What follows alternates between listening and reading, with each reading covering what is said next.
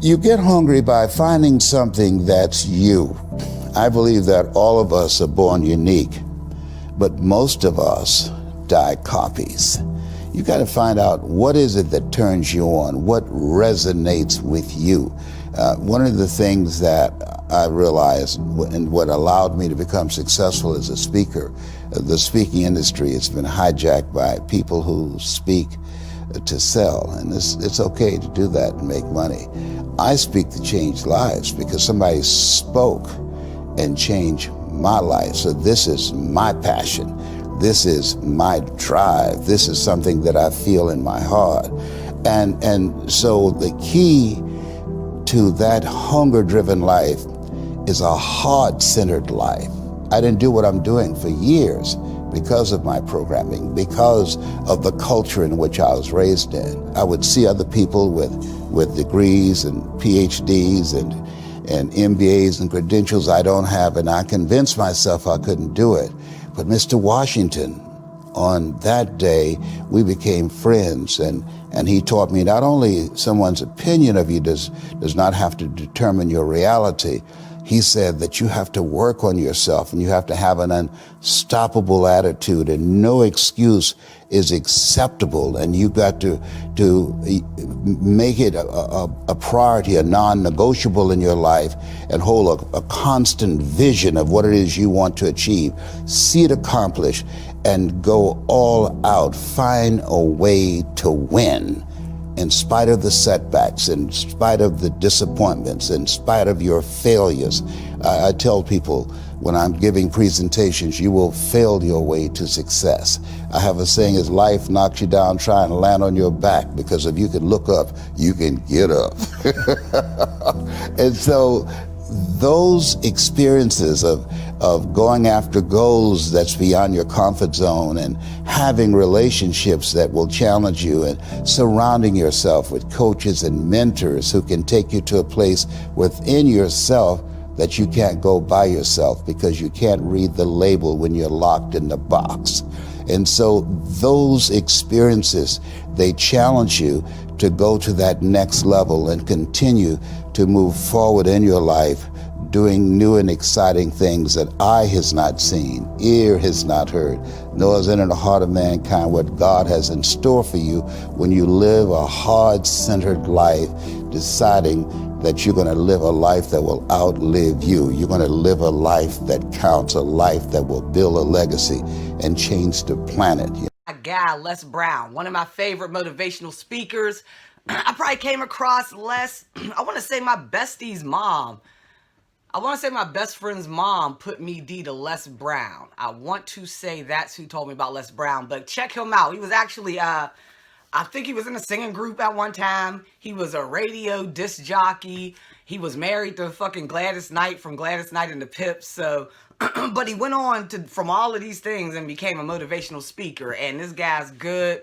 He speaks from the heart. He speaks, y'all heard it. So that's just a little taste. Like, that's actually more mild version, because Les can really pump you up. Like, he's pumped me up in deep times. Not even on, he's not spiritual. He's just a motivational speaker, but he speaks that truth. So what Les was talking about in that clip was so very important for all of us. One of the main things that really stuck out for me, or should I say what really, especially with me being a tarot reader, we use this word a lot in my community. Resonate. When I do a general reading, I always tell y'all to take the messages that resonate with you. Why? Because those will be the messages that are most important. Those are actually your messages, the things that resonate with you. The messages that come out that resonate with you are your messages, right?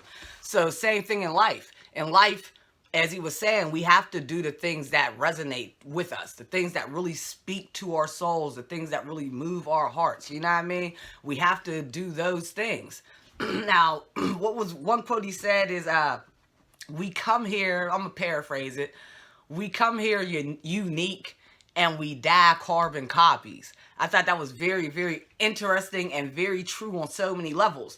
Now, one thing that's very interesting when you listen to someone like Les Brown in comparison to like an episode 1 of Russ, is you're hearing two different dynamics as far as like just the time eras of which these two people grew up. Russ is younger than me, I think. So Russ is, I'm not sure of his age, but Russ is young. You know what I mean? Russ grew up in the hip hop era. And when I say the hip hop era, like Jay-Z hip hop era. Les Brown grew up in like probably Earth, Wind, and Fire, shit like that. So we're talking about two different dynamics. So when Les is speaking, from his experience, that's definitely how the old world is. Now, y'all know on this tarot shit, I've been talking a lot about 2020, the year of 2020 and post 2020. So we're in 2021 now, but when I did the spiritual breakdown or the numerology breakdown of what COVID-19 meant and coronavirus, we saw that there was going to be a big shift in the world. That shift has already been taking place, but now you're really going to see it stamped in here. Like, shit's changing. So what Les was talking about is something more so of the past, where people truly did come here unique. You're born as a baby. Like I said in episode 1, I'm going to continue to say, I say it in my readings, I say it a lot. We are motherfucking fingerprints. We're fucking snowflakes. Our DNA is unique to us. Every individual person has their own individual stamp. No one's made the same. This is real shit. True shit, y'all. It's just is what it is. So, what he was saying is you have to do what resonates with you, because that's literally your mission. That's what's going to work for you. Now, in the past, you got to really think of what we were coming up in. Literally, I talked about this before. We had about, let's say, I'm talking about the careers that sound really, really good, that we want to be. And I'll even throw in shit like a veterinarian. Yeah, I mean, that's like up there on the, like, when I was coming up in school, if you said, I want to be a veterinarian, you sounded like, oh, you want to be something, girl. Go ahead. Go be a veterinarian, girl. Go fix them dogs. You feel me? So that's really how it was. So you had like doctor, vet, nurse, motherfucking teacher, professor, a coach, an athlete of some sort, or an actor, performer. Now, of course, you had accountant. There's so many careers we could think of, but I'm just saying, if you really think about it, even if we were to name, like, I could literally pull out one of my college books right now, like that, with the courses, and you'll have about 100 courses. Now, 100 courses, right? And this is pretty much everyone's going based upon this, because America runs this shit. So in India, they have to have these courses too, because why? The workforce is in America. So they're running off this 100 course system too, as far as what they get to choose from on what they can pick to be. Now, if we have, I'm like just throwing numbers out. I can't really remember the exact, but I want to say it's about 7 billion people, give or take, on the planet. 7 billion people on the planet, and we all, out of all of us, out of the 7 billion, we got 100 motherfucking career choices to choose from. You know what I mean? Really think about that. Let's stop and think about that. That don't make no fucking sense, y'all. So we know that's not accurate. But when Les Brown was growing up, that was really the thing. Like, they didn't have the internet. They didn't have this motherfucking, like, the internet is almost like, swear, and some people may get mad that I say this, but we're going to give it a comparison. I don't think too many would get mad. I think y'all understand where I'm coming from as far as my spiritual people. But I would have to compare the internet to almost being like a fucking physical representation of the Akashic records. Just like I would compare, the encyclopedia to the same thing. But the only difference with the encyclopedia is it was big ass books. You had to collect them, and we don't like to read. With this, we have a wealth of knowledge at our fingertips, and we can get it audio, visual, or we could get the book version. So we got all this knowledge. Therefore, we're all stepping into a space where that carbon copy thing is becoming a thing of the past. Like, it's almost like, and I'm really seeing it, like, for real, like, that shit's really dying out. Like, if you're acting as if you're not an individual, like, if you're not showing individuality today, like, I'm looking at you like something's off. You feel me? Like, what the fuck's wrong with you? Like, you a follower, or you want some other shit? What the fuck, what are you doing? Like, I don't know. Like, you scared or something? What's up? You're nervous? You're a scary person? Like, you know what I mean? So, and that's just because I've always been like that in my life, but with us being able to like really tap into so many different things and so many different forms of interest now, it's really allowing everyone to step into their individuality. So we're seeing this a lot more, and the generations that are up under us, like the children growing up, they're really going to be real life individuals. For most of us, we had to I had to learn more, and for real, with me being a gay female, like my individuality kind of stood out. I've been more on that sore thumb type of thing for many years now, because I've always dressed like a dude. You know, I've always not been the typical female.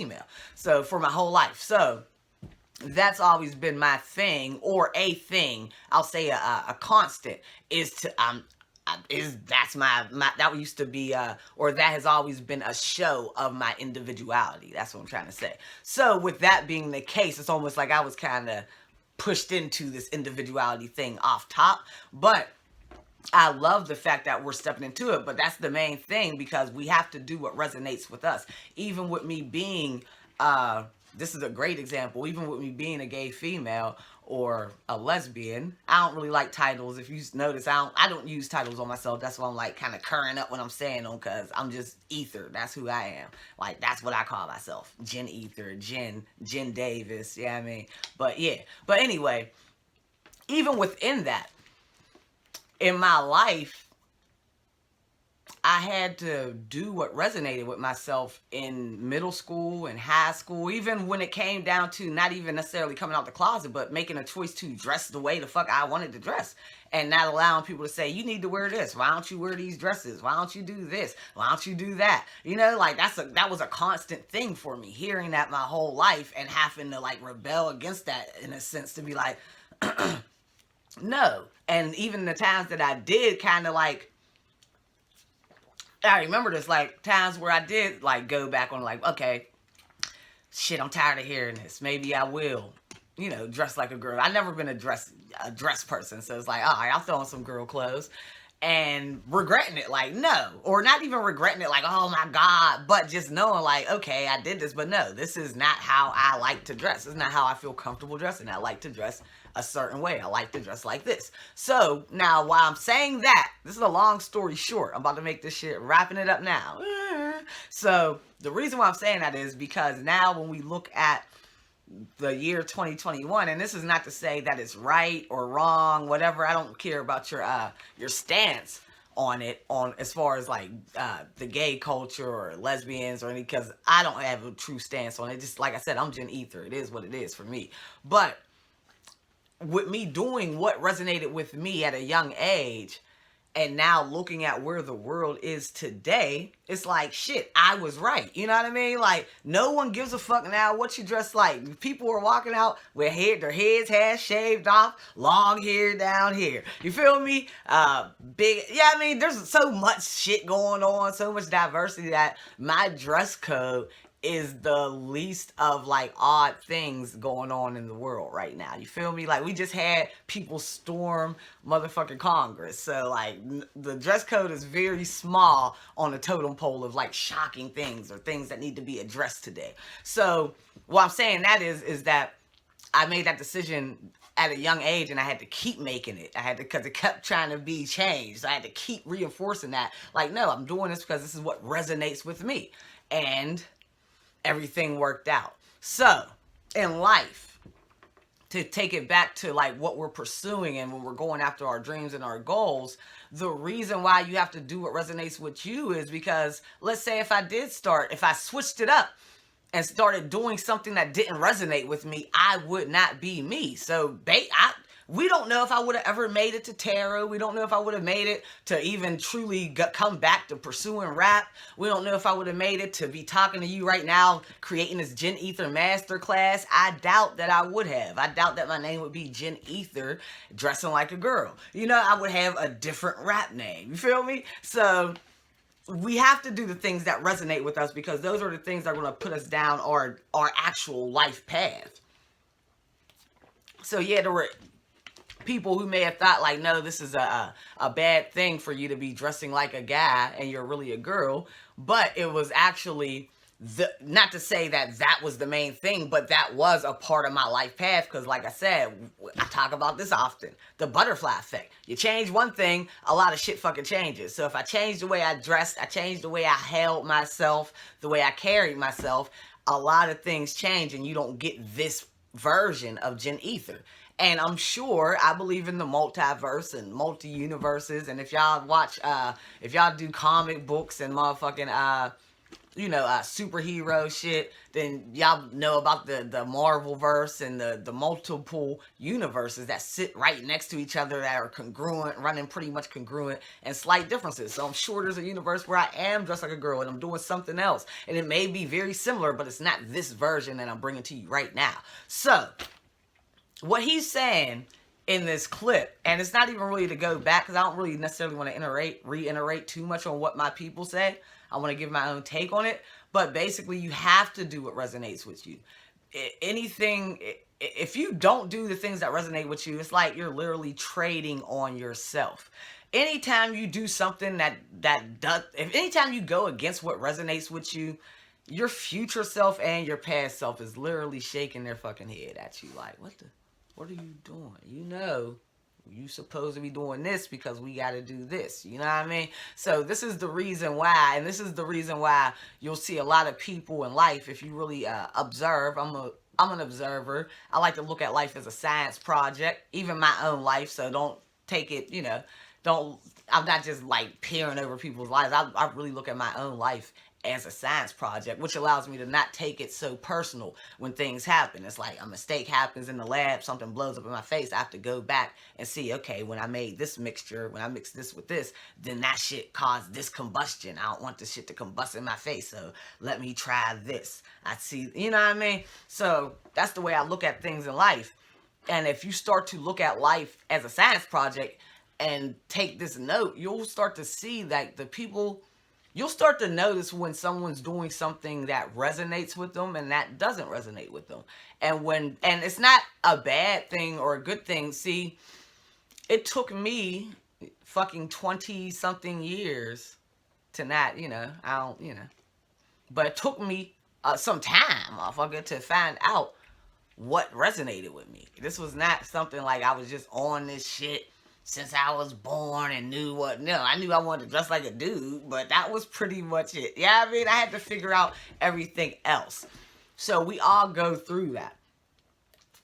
So this is not, when I say observe life and look at people and you can tell who's doing what resonates with them and who's not, who's kind of like, kind of following a trend or following the carbon copy. It's not to judge people, but it's just literally to look at it like a science project. Like I said, science isn't personal. You don't take a science, you don't look at, you don't get mad at your motherfucking, your seeds for not germinating properly. You know what I mean? You may get a little frustrated, but you're not like these fucking whack-ass seeds. No, you did. You know what I mean? You're just observing it. It's an observation. So when you're observing these things, you're going to notice and you're going to start to see people where you can just tell they got that zest, that love for whatever they're doing, and you're going to see how that actually accumulates for them, like what happens because they're doing something that resonates with them. And then you're going to also see people who are just kind of sticking with the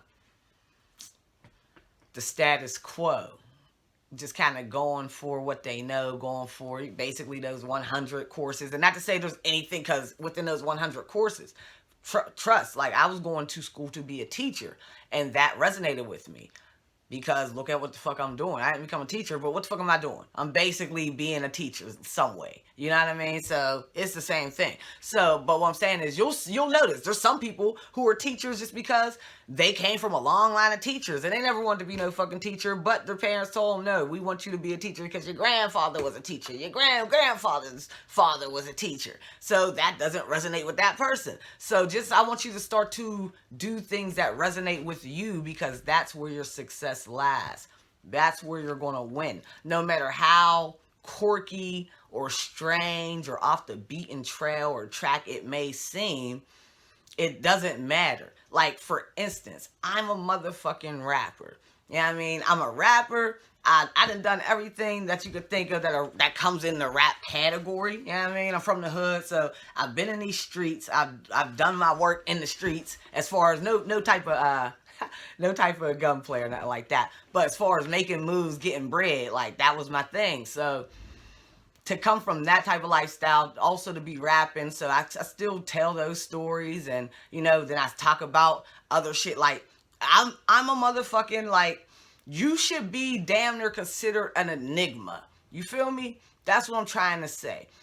What I'm doing as far as rapping, tarot, used to be a hood motherfucker, hustling, getting bread, know about that, so can tell a nice solid story for real, like in my tracks about that shit, and it's not fake. You feel me? Like, to have all of these dynamics, hooping, I used to hoop, was good as fuck at that, triple doubles, you know what I mean? That was my thing, double doubles most of the time, but triple doubles a lot. So, you know what I mean? To have all these experiences is because I've always, and that's one thing I will say, is I've always done things in my life that resonated with me. I didn't necessarily know it was part of my purpose or anything. But when you do the things that resonate with you, imagine if we are all individuals, we're all snowflake, no one else is made like us, then each person should seem like a fucking enigma. Like, you should never seem like I met you before. I mean, you could remind me of someone I've known before, but you shouldn't be able to be that fucking blendable. You feel me? There should be something about you that stands out amongst the fucking crowd. That's what I'm trying to say. And it should shine in probably a lot of different attributes, because we all have different things. So basically the main thing is do what you feel, do what you love, do what resonates with you, or do what resonates with you, and do whatever you do with passion.